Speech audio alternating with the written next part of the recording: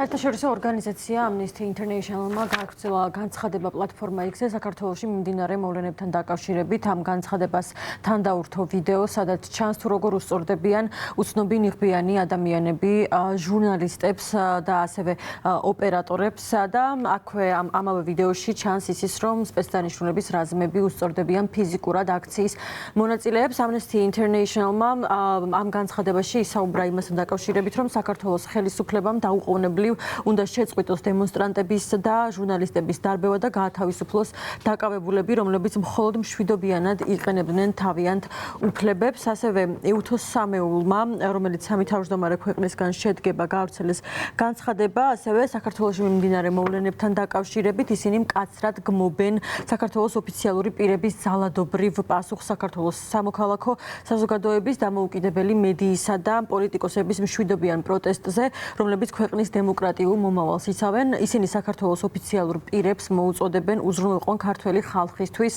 შეკრების თავისუფლებისა და გამოხატვის თავისუფლების დაცვა, რაც საქართველოს საერთაშორისო ვალდებულებებს შეესაბამება. განცხადებაში ასევე ნათქვამი არის ისიც, რომ კანონები, რომლებიც ამ ვალდებულებების საწინააღმდეგოდ არის მიღებული, უნდა გაიწვიოს ოფიციალურმა პირებმა. ასევე ეუთოს სამეული საუბრობს სამართალდამცველების მხრიდან ძალადობის ფაქტებთან დაკავშირებით და ამ განცხადებაში საუბარი არის იმაზე, რომ ყველა ფაქტი, როდესაც სამართალდამცველების მხრიდან ძალის გადამეტება მოხდა აქციის მონაწილეების მიმართ, აუცილებლად უნდა იყოს გამოძიებული და ასევე დამნაშავეები უნდა იყვნენ დასჯილები.